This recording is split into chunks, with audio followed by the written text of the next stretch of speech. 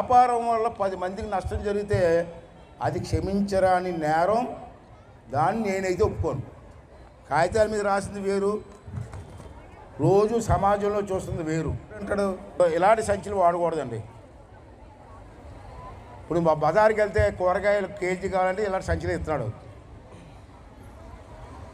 Mutton షాప్కి వెళ్తే KG mutton కావాలంటే ఈ సంచులు వేసిస్తున్నారు. ఇది చాలా ప్రమాదం. దీన్ని మనం నిషేధించి తీరవలసిందే. అంటే ఇక్కడ వ్యాపారస్తులందరినీ కోరుకున్నాను. ప్రభుత్వం ఆల్రెడీ నిషేధ ఆజ్ఞలు ఇచ్చింది. ఇలా పేపర్లో, ఆంధ్రజ్యోతి పేపర్లో ఇది అడ్వర్టైజ్మెంట్ కూడా వచ్చి చూడండి. ఏటేటి వాడాలా, ఏటేటి వాడకూడదని. ఈ సంచి వాడి మీరంతా రోజుకి అయితే 1-2 గంటలు ఈ సంచి వాడిన తర్వాత ఏం చేస్తారు? మీరు బయట పడిస్తారు. మీరు వాడేది సంచిని 2 గంటలు మాత్రమే, కానీ భూమిలో కరిగేది ఎన్ని సంవత్సరాలు అండి?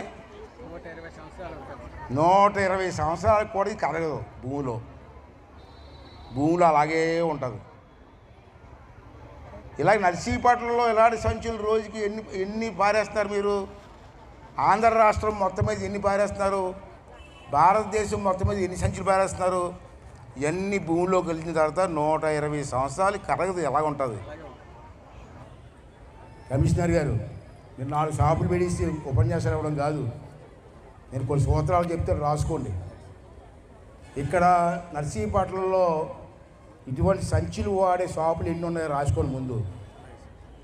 వాళ్ళందరికీ కూడా మున్సిపాలిటీ నోటీస్ ఇవ్వండి. పలానా ఈ రోజు నుంచి ఎవరైనా సంచులు అమ్మితే